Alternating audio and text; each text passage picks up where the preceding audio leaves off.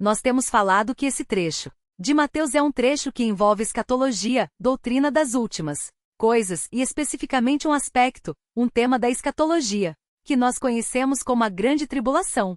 Eu mostrei nos 2 últimos domingos, eu fiz a exposição aqui de um gráfico cronológico, apontando os eventos escatológicos, os eventos do porvir, e nós mostramos ali a Grande Tribulação como um período de 7 anos, que vai suceder o arrebatamento da igreja e vai preceder a segunda vinda de Cristo, e nós dissemos que esse período será um período dividido em 2 partes, 3 anos e meio ou 40, e 2 meses ou 1260 dias de uma paz enganosa, e os outros 3 anos e meio ou 42 meses ou 1260 dias de uma tribulação indizível que vai cair sobre o mundo. E dissemos também nas nossas últimas abordagens a esse assunto, nós dissemos que a figura central da grande tribulação é a figura do anticristo ou a besta, o filho da perdição, o homem do pecado que fará guerra contra os santos, e será adorado pelas pessoas do mundo todo e realizará uma terrível perseguição contra o povo de Deus e se levantará contra tudo que é sagrado, tudo que é santo. Essa será a marca do anticristo, um homem energizado pelo próprio Satanás que realizará feitos grandiosos juntamente com o falso profeta que realizará sinais também, e com isso muitos serão enganados nesse tempo. O texto que nós estamos estudando fala desse período e nós temos feito remissões, temos feito alusões a outros textos da Bíblia que falam também desse período. O texto que nós lemos mostra as 3 marcas, ou mostra algumas das marcas da grande tribulação. Eu vou enumerá-las para os irmãos, mas não vamos falar sobre todas elas hoje, sobre as 3 marcas. Hoje, a primeira marca da grande tribulação, os irmãos têm descrita nos versículos 15 a 21. Nos versículos 15 a 21 nós aprendemos que a primeira marca da grande tribulação é um sofrimento inédito. É um sofrimento sem igual na história da humanidade. Nunca aconteceu uma tribulação como essa, e nunca acontecerá uma tribulação semelhante a essa na história da humanidade. O Senhor Jesus Cristo diz no versículo 21 que haverá uma tribulação muito grande, como nunca houve desde o princípio do mundo até agora. Guardem isso. Nem jamais haverá. Então a primeira marca da grande tribulação faz jus ao nome do período. É um sofrimento inédito mundial, universal e inédito na história humana. A segunda marca desse período terrível está no versículo 22. Exclusivamente no versículo 22. É o único versículo da segunda marca da tribulação, e a segunda marca é uma graça aliviadora. Mesmo na grande tribulação veremos a manifestação da graça de Deus. É uma graça aliviadora, e nós veremos isso quando o Senhor permitir, quando eu chegar no versículo 22. Sabe-se lá quando. Espero que seja antes da tribulação que isso aconteça. E a terceira marca da grande tribulação está consubstanciada nos versículos 23 a 28. Nos versículos 23 a 28 nós temos a terceira marca, que é um engano revelador. O que significa isso? Através desse engano saberemos quem é quem. Os eleitos não serão enganados, os demais serão. Então esse engano vai revelar quem são as pessoas. É um engano revelador. Nós veremos essas 3 marcas. Hoje, no entanto, nós vamos nos deter na primeira marca. Os irmãos devem me acompanhar atentamente, sem distrações, para que nós caminhemos aprendendo bastante aqui sobre esse texto. Então vamos iniciar observando a primeira marca da grande tribulação ensinada por Jesus aqui. A primeira marca é o sofrimento inédito de que falam os versículos 15 a 21. Observe o versículo 21, o versículo 15 que diz o seguinte: quando, pois, virdes. Os irmãos devem observar a palavra pois que está presente na primeira linha. Essa palavra pois, ela tem várias funções na língua grega, mas nesse caso, aqui no versículo 15, no ambiente em que essa palavrinha se encontra, a palavra pois aponta para o momento de clímax, para o momento de ápice naquilo que está sendo dito. Então o Senhor falou até o versículo 14 acerca de algumas preliminares do período tribulacional, mas agora ele vai chegar no ápice desse período. Vai falar sobre o apogeu desse período. Por isso, essa palavra aparece aqui indicando que ele está chegando no apogeu, no ápice do seu discurso. Aqui, ele diz: quando, pois, virdes no lugar santo a abominação desoladora. E nós temos que aprender o que é isso. O que é a abominação desoladora? A abominação desoladora não é algo A abominação desoladora é alguém que faz algo. Se os irmãos olharem a Bíblia, em Marcos no capítulo 13 virem as páginas da sua Bíblia. Para o capítulo 13 de Marcos, Marcos no capítulo 13. Verão no versículo 14 Marcos 13, 14. O texto diz o seguinte, Marcos 13, 14.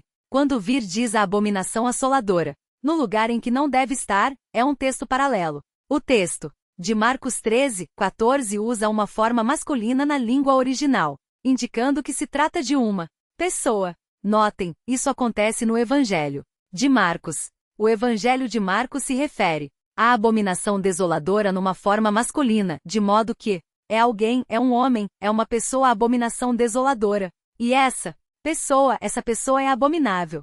E essa pessoa, sendo abominável, causa desolação. O que significa abominação? O que significa abominável? O que é alguém que é definido como abominação? Como é alguém que é definido como abominação? Como é alguém que é definido como abominável? A palavra que aparece aqui no texto é uma palavra que significa algo que é detestável. Algo abominável é algo detestável. É algo que causa revolta, é algo repugnante, especialmente aqueles que são santos. O abominável é alguém que causa espanto e um sentimento de repulsa naqueles que são santos e no próprio Deus. Isso é uma abominação. Isso é alguém abominável. Ele causa revolta. Ele é detestável. Pelas coisas que ele faz, pelas coisas que ele diz. O texto diz que essa abominação, que esse indivíduo, que esse abominável, ele é assolador. Isso significa que no seu comportamento abominável, que no seu comportamento detestável, ele vai causar assolação. Ele vai causar ruína, abandono.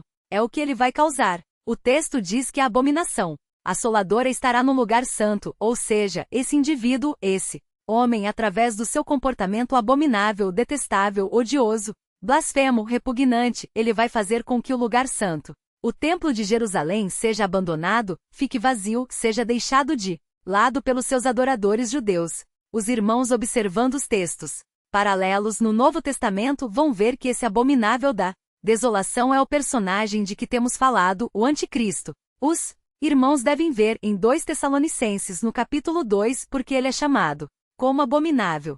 Por que ele é abominável? Por que ele é detestável? Porque ele causa repugnância, revolta naqueles que adoram a Deus e no próprio Deus? Vejam, 2 Tessalonicenses 2, 13 e 4, prestem atenção nisso. 2 Tessalonicenses 2, 13 e 4 diz: Assim, ninguém vos engane, de modo algum, pois isso não acontecerá sem que primeiro venha a apostasia e seja revelado o homem do pecado. Mais uma vez aqui uma alusão ao Anticristo. Ele é o abominável da desolação, o filho da perdição. Este é o abominável da desolação.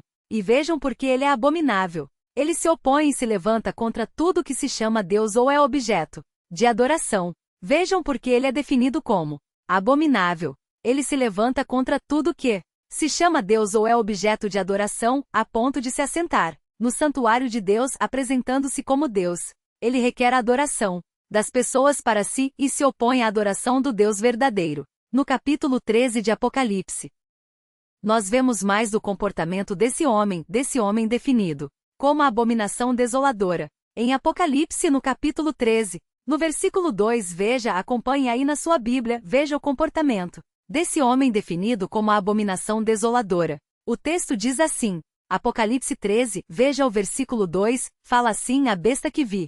Ou tenho falado a fera que vi. Besta tem uma conotação tão ruim na nossa cultura. A fera que vi era semelhante a um leopardo.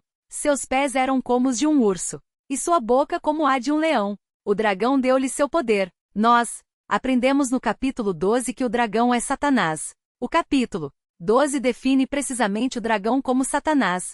Deu-lhe seu poder, seu trono e grande autoridade.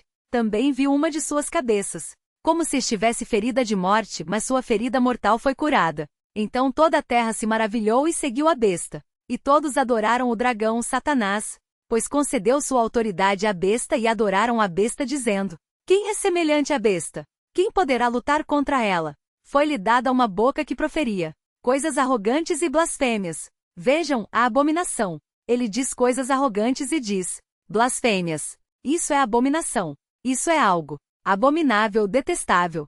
E foi-lhe dada autoridade para agir durante 42 meses ou 3 anos e meio. Ela abriu a boca para blasfemar contra Deus e difamar seu nome, seu tabernáculo e os que habitam no céu. Essa é a atitude dessa figura, desse homem que surgirá, e por isso esse homem que surgirá é definido como o abominável da desolação ou a abominação assoladora. É o anticristo de que fala Paulo em Tessalonicenses, de que fala João no Apocalipse, de que fala João também em suas epístolas. O texto diz que essa abominação desoladora é a abominação de que falou o profeta Daniel. Muitas pessoas acreditam, e muitos acreditaram no passado também, que essa figura, esse homem de pecado, esse abominável da desolação, ele surgiu no 2º século antes de Cristo como um grande general e líder grego chamado Antíoco IV Epifanes. Esse homem, Antíoco IV Epifanes, a profecia de Daniel foi dada no século VI, e esse homem no século II antes de Cristo, esse homem realizou coisas tão terríveis que muito facilmente as pessoas associaram essa figura de Antíoco Epifanes, Antíoco IV Epifanes, à abominação desoladora, porque ele foi capaz, na sua ousadia, de realmente proferir blasfêmias horríveis contra Deus. Foi um homem extremamente cruel, um perseguidor do povo santo, era um general extremamente perverso. E esse homem, na sua perversidade, no ano 167 a.C., ele tomou conta do Templo de Jerusalém e erigiu dentro do Templo de Jerusalém, ele fez uma imagem ou um altar, enfim. Ele fez essa imagem ou esse altar para Zeus Olimpo ou Zeus Olímpico, e assim ele profanou o Templo de Jerusalém e exigiu a adoração a essa imagem ali. Então, por causa de todas as crueldades que ele fez, de toda a perseguição que ele empreendeu contra o povo de Deus e dessa abominação que ele instalou no templo, então as pessoas pensaram, a profecia de Daniel acerca desse abominável da desolação, essa profecia que foi proferida no 6º século, se cumpriu agora no século II antes de Cristo, cumpriu-se então o que Daniel disse. O problema com isso para aqueles que ainda entendem Antigo Epifanes, que ainda enxerga o Antigo Epifanes como a abominação desoladora, é que quando Jesus falou sobre a abominação desoladora de que trata o profeta Daniel, dizendo que ela ainda viria, o Antigo Epifanes já tinha morrido há quase 200 anos. Ou seja, Jesus nos surpreende e deve ter surpreendido os intérpretes que tivessem interpretado assim a profecia de Daniel, dizendo o seguinte: olha, vocês pensam que a abominação desoladora de que falou o profeta Daniel já veio. Vocês pensam que a abominação desoladora de que falou o profeta Daniel já apareceu na história, na pessoa de Antíoco IV Epifanes? Vocês estão enganados. Antíoco IV Epifanes pode até ser uma forma parcial de cumprimento de Daniel, mas Antíoco IV Epifanes não é, de maneira nenhuma, aquele que há de vir de que falou o profeta Daniel. Esse, a abominação desoladora de que falou o profeta Daniel, ainda virá, e as pessoas de hoje, muitos ainda hoje, acreditam que veio mesmo e já veio o Senhor. Jesus falou sobre a abominação desoladora, mostrou que não era Antigo Epifanes, e muitos então cristãos mesmo do passado disseram: realmente a abominação desoladora veio depois que o Senhor pronunciou esse sermão em Mateus 24. E aí então alguns perguntam: mas quando veio? Quando veio essa abominação desoladora? Não foi com o Antigo Epifanes? Foi depois que o Senhor Jesus falou e já aconteceu? Então, se já aconteceu, quem foi que cumpriu essa profecia então? Então alguns preteristas dizem: olha, essa abominação desoladora, ela aconteceu de fato depois que o Senhor falou isso aqui, e ela se cumpriu na pessoa de um outro general, que veio depois de Cristo, um general romano que surgiu, que invadiu Jerusalém na segunda metade do século I, mais precisamente a partir do ano 68, e que no ano 70 destruiu Jerusalém e o templo. Os irmãos sabem que eu estou falando do grande general Tito, que mais tarde se tornou imperador romano.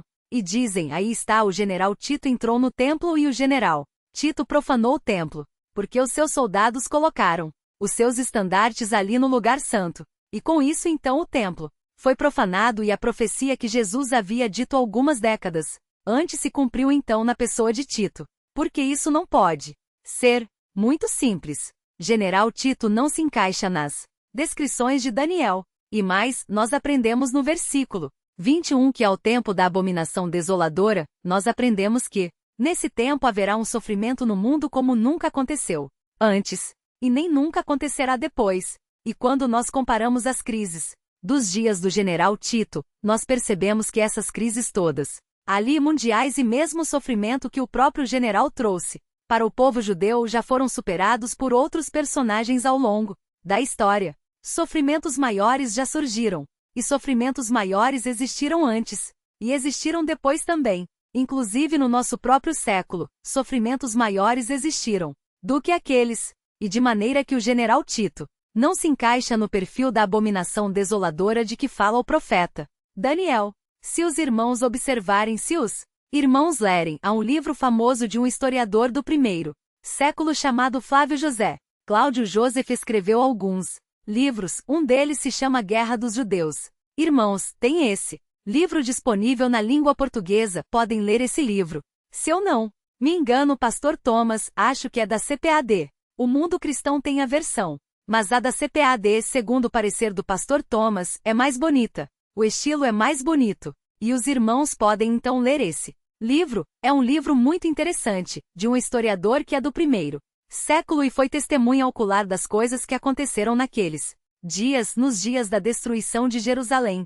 E Flávio Joséfo, ele escreve, ele diz na sua história, ele fala que os judeus, por existir ali uma guerra civil também naquele tempo da destruição de Jerusalém, havia uma guerra civil também assolando Jerusalém. Ele diz que os próprios judeus, partidos judeus, pegaram coisas do tesouro do templo e colocaram fogo para derreter os tesouros do templo e conseguir recursos para sua causa. Ou seja, os próprios judeus profanaram o templo. E diz, é claro, que os romanos também profanaram o templo, mas o general Tito, acredite se quiser, Flávio Joséfo diz no capítulo 5 e no capítulo 6 da Guerra dos Judeus, Flávio Joséfo diz que o general Tito, ele tentou por todos os meios poupar o templo. É o que diz Flávio Joséfo. Tito, na verdade, não queria destruir o templo ou profanar o templo, ou nada disso, mas ele percebeu que suas tentativas, no parecer de Flávio José, suas tentativas de poupar o templo estavam trazendo prejuízos para os seus soldados. Então ele ordenou que as portas do templo fossem incendiadas. Então, de maneira que Flávio José não se encaixa. Desculpem, general Tito. Tantos nomes. Estou ficando maluco. Tantos nomes. O general Tito não se encaixa nesse perfil que nós vemos que o profeta Daniel apresenta acerca desse homem definido como abominável da desolação, de forma que o abominável da desolação não foi Antíoco Epifanes, porque Jesus, depois da morte, 200 anos depois da morte de Antíoco Epifanes, fala que ele ainda veria. O abominável da desolação não foi o general Tito, porque a postura do general Tito, a história do general Tito, a época do general Tito, nada disso se encaixa com a profecia de Daniel.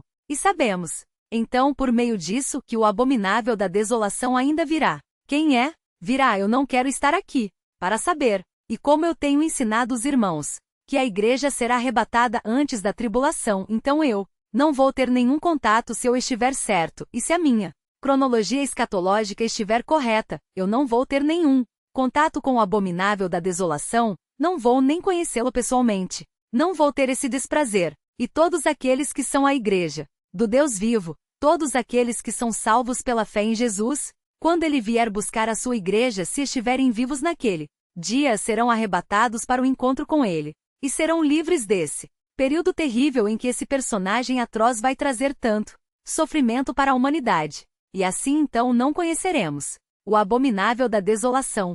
Quem tem curiosidade e lamento muito não vai saber, vai estar lá no céu, só se tiver internet. No céu, pode fazer uma pesquisa no Google Celeste para descobrir o que está acontecendo lá na Terra, para saber quem é o abominável da desolação. Se estivermos certos na nossa cronologia, então é assim que vai ser. Mas o texto fala, os irmãos estão entendendo essa confusão toda? Estão entendendo? Ou piorei a situação? Tudo bem? Então o abominável da desolação não é Antíoco Epifanes. Por quê? Já havia morrido quando Jesus falou. O abominável da desolação não. É general Tito. Ele profanou o templo sim, mas ele não se encaixa nos detalhes de Daniel acerca desse personagem conforme veremos agora. Estamos aguardando ainda o dia em que o Senhor vai nos levar e o período tribulacional vai começar e então esse personagem vai aparecer no cenário mundial. e será um personagem terrível, que vai atrair para si a atenção do mundo todo e será adorado, venerado por todo mundo e fará guerra e fará oposição contra o povo de Deus. Porque Jesus disse que o abominável da desolação ou a abominação desoladora é uma expressão mencionada pelo profeta Daniel? Porque o profeta Daniel menciona, o profeta Daniel fala do abominável da desolação em 3 lugares do seu livro. Então observem, voltem à Bíblia para o profeta Daniel e vejam os 3 lugares. Os irmãos estão cansados? Não se cansem. Acompanhem. Vamos aprender a Bíblia. Essa semana passada eu brinquei com os irmãos dizendo que o meu pai usava o verbo entrochar para enfiar comida na boca da gente que era criança. E isso me rendeu tantos e-mails nessa semana. Teve uma moça que me escreveu lá do Espírito Santo dizendo: pastor, obrigado por me entrochar tanto. Ela escreveu assim: obrigado por me entrochar tanto. Falei: o quê? Sem problema. E parece que tem, eu li no dicionário. Descobri para surpresa no meu dicionário informal que existe o verbo entrochar. Existe. Seu Fernando, Granconato é cultura. Ele falava e existe o verbo mesmo. Mas teve até. Nossa igreja ganhou um desfibrilador automático. Então você pode vir à igreja e ter quantos ataques cardíacos você quiser aqui porque nós ganhamos um desfibrilador. Então se você passar mal aqui na igreja vai ter o desfibrilador, ele é automático, não precisa ter nem médico na igreja. É só saber colar figurinha porque você tem que pegar os eletrodos e grudar na pessoa. Você gruda na pessoa, a pessoa então o desfibrilador ele avalia-se. Tem que dar choque ou não. Ele fala com você. Ele fala, esse já era. Ele tem uma série de frases que ele diz. Então ele vai avaliar e se ele tiver que dar um choque em você, ele vai dizer, ele vai falar assim: afaste-se. Quando ele fala afaste-se, afaste-se. Mesmo, não tá com demônio não lá. É para sair de perto que ele vai dar um choque na pessoa. Então nós teremos tudo isso aí. A partir de outubro, o pastor Thomas vai para os Estados Unidos. Em outubro, ele vai trazer o desfibrilador para nós. Então mandaram o aviso para mim e colocaram até um slogan dizendo que agora nós podemos entrochar quanto quisermos, que se as pessoas passarem mal de tanto entrochar, não tem problema, porque o desfibrilador ajuda. E escreveram até uma frase em inglês para mim: Save entrochamentos to everyone. Entroxamento seguro para todos. Então você pode passar mal na igreja, não tem problema que o desfibrilador estará aí. Vamos lá então, vamos continuar então no nosso entroxamento. A primeira ocorrência da abominação desoladora de que trata o profeta Daniel está no capítulo 9. Vejam o que diz o capítulo 9 de Daniel. É importante olharmos isso para percebermos como isso ainda não aconteceu, isso ainda está reservado para o futuro. O texto diz em Daniel 9, 26. Fala assim o texto bíblico. Daniel 9, 26. E depois de 62 semanas o ungido será tirado e já não estará. E o povo do príncipe que virá destruirá a cidade, o santuário. Olha, assolação. E até o fim haverá guerra, estão determinadas assolações. E então vem 27. E ele fará uma firme aliança com muitos por uma semana. É uma referência ao anticristo. Vejam a sequência e verão que é isso mesmo. Isso não se encaixa com Antíoco. Isso não se encaixa com Tito. E ele prossegue. E na metade da semana fará cessar o sacrifício. Vai interromper o culto judaico. E a oferta vai interromper o culto judaico. E sobre a asa das abominações virá o assolador. Vejam aqui. A abominação assoladora. A abominação desoladora. Sobre a asa das abominações, ou na força ou nos braços das abominações virá o assolador. Na força do que abominava ele. Virá, assolando tudo, até a destruição determinada, que será derramada sobre o assolador. Nenhum personagem na história realizou ainda se encaixa nessa descrição que está aqui. Aqui, a primeira referência dizendo que o abominável da desolação vai profanar o lugar santo, vai fazer cessar o culto judaico, vai proibir o culto judaico e vai exigir adoração para si até que lhe seja destruído. Daniel 11, 31 é a segunda referência. Daniel 11, 31. O texto diz, Daniel 11, 31. Daniel 11, 31 diz, haverá forças ao lado dele que profanarão o santuário, isto é, a fortaleza, e tirarão o holocausto contínuo.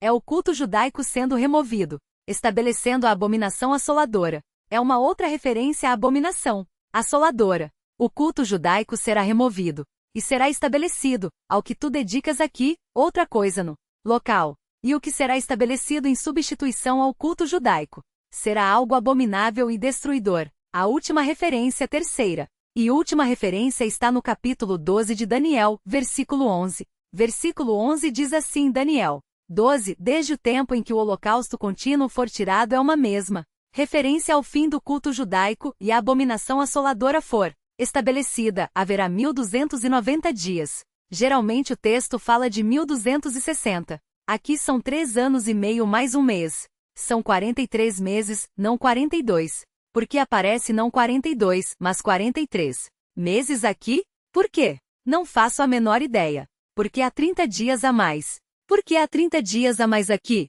Talvez o que aconteça aqui, talvez Daniel esteja falando desse período de 1290 dias, 30 dias a mais daquilo que é dito em Apocalipse, que fala de 1260, porque a tribulação acabará em 1260 dias. Mas haverá mais 30 dias em que haverá ainda reflexos da assolação no templo. Talvez seja isso. Não saber. O fato é que esses itens todos de Daniel, a referência que Daniel faz a isso e que Jesus evoca, nada disso se encaixa na figura de Antíoco Epifanes. E também não se encaixa na figura do general Tito. Texto de Mateus 24, voltando. Versículo 15, diz: Quando virdes a abominação assoladora no lugar santo. Outro problema temos aqui. Sabemos que o abominável da desolação não é antigo, não foi o general Tito, não sabemos quem será, é alguém que surgirá ainda no futuro. E agora surge no texto uma outra questão. Quando virdes abominação assoladora no lugar santo, o lugar santo é um compartimento do templo judaico. Mas o templo judaico foi destruído no ano 70. Nós não temos mais o lugar santo. O lugar santo era o lugar onde havia o acesso apenas dos sacerdotes. As pessoas não podiam entrar lá. Somente os sacerdotes podiam entrar no lugar santo. E nós vemos aqui que ele estará no lugar santo. Logo, nós presumimos disso que o templo judaico será reconstruído e o culto judaico restabelecido, porque o culto judaico não pode acontecer fora do templo. É por isso que o judaísmo é uma religião impossível de ser realizada, executada na íntegra. Por quê? Para que a religião judaica seja executada, seja vivenciada e obedecida na íntegra, é necessário o templo de Jerusalém. E o templo de Jerusalém não pode ser, o templo judaico não pode ser no braço, não pode ser no Dirmaceto. O templo do judaísmo tem que ser em Jerusalém. Templo do judaísmo no Brás não vale nada. O templo do judaísmo tem que ser em Jerusalém, no local que Deus apontou para Davi. Não pode ser em outro local. Tem que ser no local que Deus apontou para Davi. Ali será o centro de adoração do judaísmo. Mas a reconstrução do templo naquele local que Deus apontou não pode ser realizada porque existem mesquitas ali, e evidentemente os muçulmanos não permitem que as mesquitas sejam removidas para a construção do templo judaico. Então, como isso vai acontecer? Como o lugar santo existirá? Como o abominável da desolação poderá entrar no lugar santo, se o lugar santo não está lá? Então nós presumimos, a partir daqui, que o abominável da desolação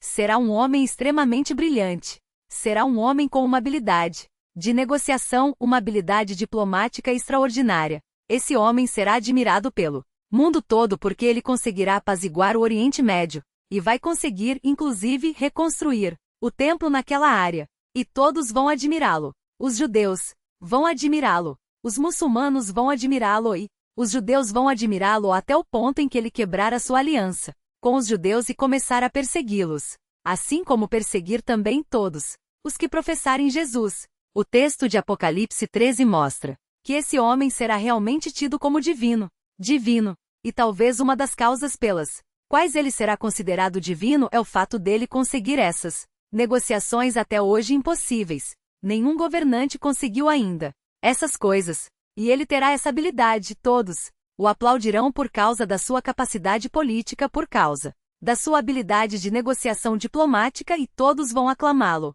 como Deus e vão adorá-lo como Deus. Você vai dizer para mim, é muito difícil. Os homens na modernidade e especialmente em dias futuros, numa sociedade secularizada como a nossa, em Que o secularismo cresce a cada dia, é muito difícil alguém considerar outra pessoa Deus. Não é. Não é não. Nos dias de Jesus, Herodes, texto de Atos 12, de 20 a 23, fala que Herodes conseguiu apaziguar, ou ser apaziguado pelos homens de Tiro e Sidão que se abasteciam do país do rei. E ele pronunciou um discurso para os homens de Tiro e Sidão, a comitiva que tinha ido procurá-lo, para fazer as pazes com ele. E quando ele pronunciou o discurso, aqueles homens que estavam lá por interesses, inclusive econômicos, eles disseram, é voz de Deus, não é voz de homem. E ele estava com suas vestes reais sentado ali no seu trono, e ele aceitou essa adoração, e ele não deu glória a Deus, e a Bíblia diz que ele então foi ferido por Deus e morreu devorado por bichos, por vermes. A tendência da humanidade é divinizar as pessoas que estão no poder e que satisfazem os seus anseios. Em 2012, o ator chamado Jamie Foxx, os irmãos que gostam de cinema devem lembrar dele, dizem que ele aparece no Homem-Aranha, eu não sei. Jamie Foxx é ator e músico americano. Ele a pronunciou num festival chamado Soul Train Awards em 2012. Ele fez uma conclamação à multidão que o assistia nos Estados Unidos. Isso aconteceu em 2012 agora, pouco tempo atrás. E ele disse o seguinte quando ele foi ao palco: vamos todos dar honra a Deus e ao nosso Senhor e Salvador, Barack Obama. E a multidão aplaudiu e vibrou, e gritou aprovando essa afirmação. Isso está na internet, os irmãos podem ver o filminho dele dizendo isso.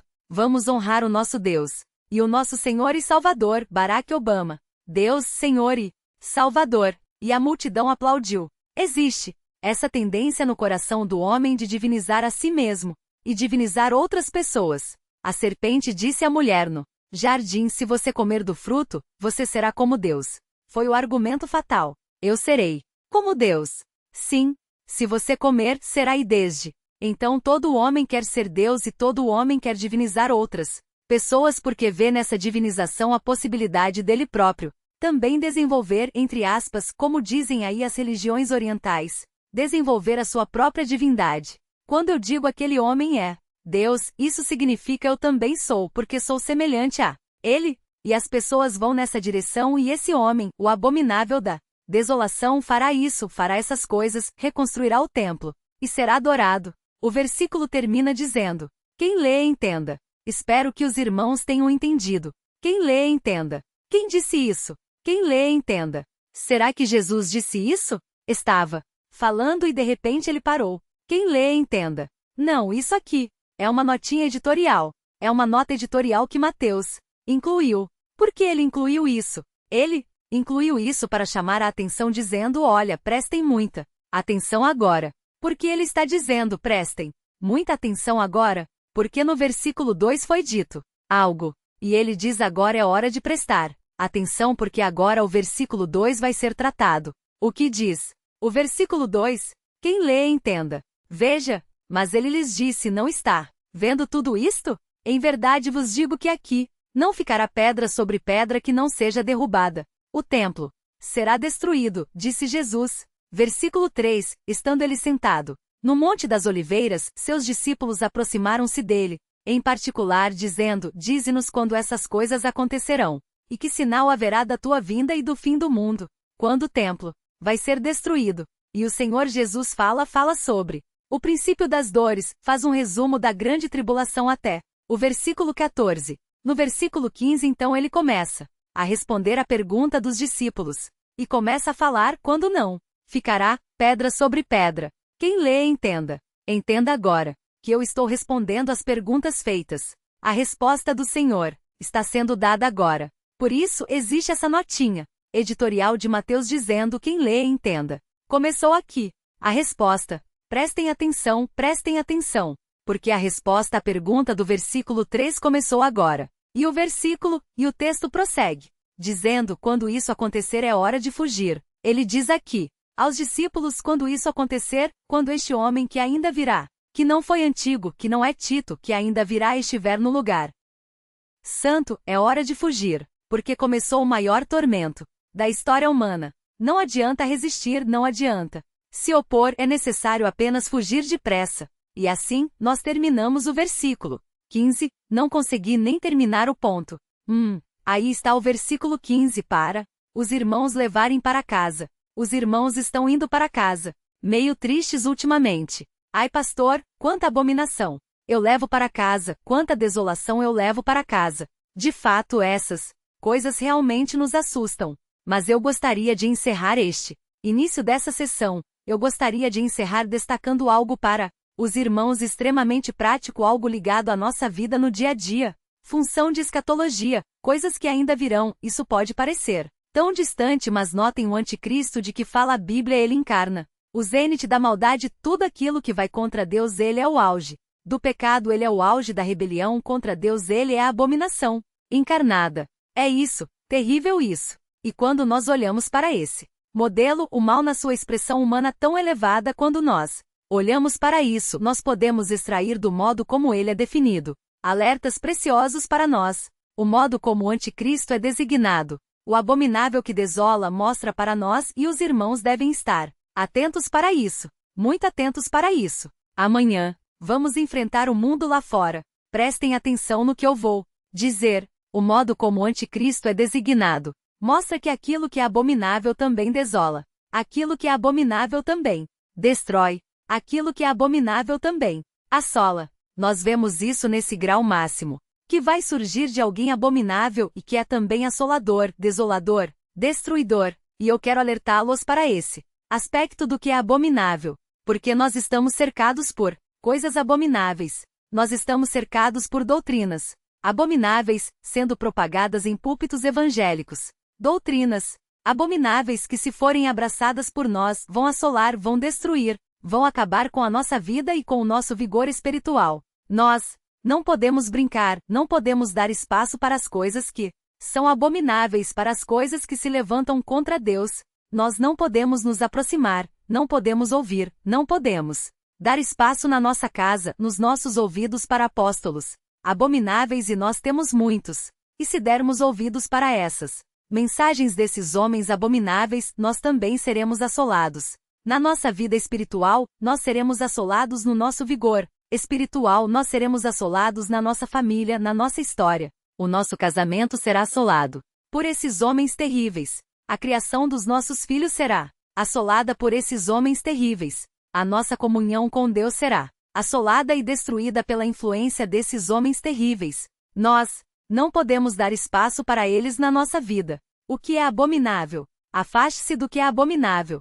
Pastores que ensinam heresias terríveis têm se multiplicado a cada dia. Temos ao nosso redor pessoas, amigos que são irreverentes, que são blasfemos, que dizem coisas sobre o Senhor, sobre o nosso Rei, sobre o nosso Redentor, que se constituem nas mais terríveis abominações. Afastem-se dessas pessoas. Reduzam o contato de vocês com elas o máximo possível, porque o que é abominável também assola. O que é abominável também destrói. E pode transformar a sua vida espiritual, o jardim que é a sua vida espiritual, num deserto, num lugar seco, sem vigor, sem vida. Talvez você tenha parentes abomináveis.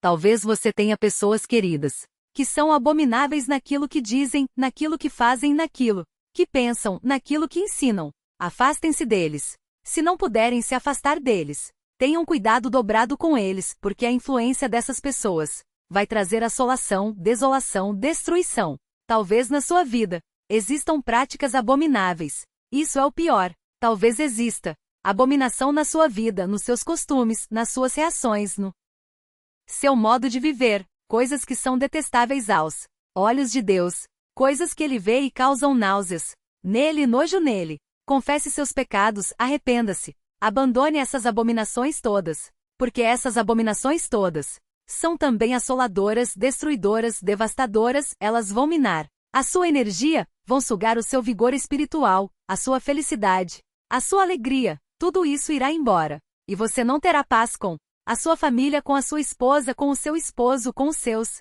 irmãos. Tudo isso desaparecerá, e você verá um grande deserto instalado em você. E como esse deserto se instalou em você? Esse deserto se instalou em você por causa da abominação, das abominações que assolam, que destroem, que transformam tudo em um deserto, como fogo lavra e consome tudo e deixa tudo seco. Lembrem-se disso. Lembrem-se do nome dele, a abominação desoladora, porque não há como dissociar o que é abominável da destruição. Vidas são destruídas hoje em dia lentamente.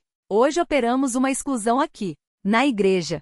Por quê? Porque operamos uma exclusão com o coração partido hoje aqui, porque abominações se instalaram na vida de um casal, e essas abominações assolaram a vida deles, transformando tudo em ruínas, talvez para sempre. Nunca brinque com as abominações. Elas são desoladoras. Vamos orar. Senhor Deus, obrigado por esse versículo que estudamos. Ó Santo Deus, nós nos aproximamos com temor e tremor do Senhor agora. Ó Deus, nós vemos a grandeza da gravidade de tudo que te desagrada. Vemos a grandeza da gravidade de toda blasfêmia, de todo pecado, de toda guerra contra o que lhe pertence. Vemos o efeito terrível, devastador e destruidor disso. Por isso, Santo Deus, neste culto, impinge em nós temor, porque não temos tido temor do Senhor. Não temos tido o que aconteceu conosco, Senhor. Não temos tido o temor do Senhor. Temos sido negligentes, preguiçosos, indulgentes conosco. Não temos levado a santidade a sério, não temos buscado o Senhor com todo o nosso coração, não. Temos feito isso. Ó Deus, tem misericórdia de nós, porque o que é abominável desola. Visita-nos, Senhor, com o seu favor. Visita-nos com a atuação doce do seu Espírito e tira de nós essa letargia e essa indiferença. Faça com que voltemos para os seus braços e busquemos o seu perdão e abandonemos tudo o que te desagrada. E Senhor, nós pedimos também que neste culto em que falamos de coisas terríveis que virão, pedimos que o Senhor, por sua bondade, nos console. Nos console com a verdade que conhecemos, que sabemos que o Senhor está no controle de tudo, mesmo quando o mal aflorar com toda a sua força. O Senhor está tanto no controle de tudo que o Senhor já previu tudo isso. O Senhor já estabeleceu isso. O Senhor já nos avisou sobre isso. Ajuda-nos a descansar sabendo que o Senhor está no controle sempre. Sempre, quando tudo parece escuro, o Senhor está no controle. E consola-nos também com a verdade de que esse mal que há de aflorar para ser punido pelo Rei dos Reis, debaixo de cujo cetro todo o universo um dia se curvará. Nós pedimos por esse consolo, e pedimos por essa admoestação do seu Espírito sobre nós. Fazemos isso com temor e tremor, gratos ao Senhor pelos alertas que o Senhor tem nos dado sempre, como um pai que guia os seus filhos. Obrigado porque sabemos dessas coisas que o mundo despreza e não conhece. Obrigado porque essas coisas não somos nós que as sustentam aqui neste pupitre, são elas que nos sustentam. São elas que nos sustentam no dia a dia. Obrigado por isso em nome de Jesus. Amém.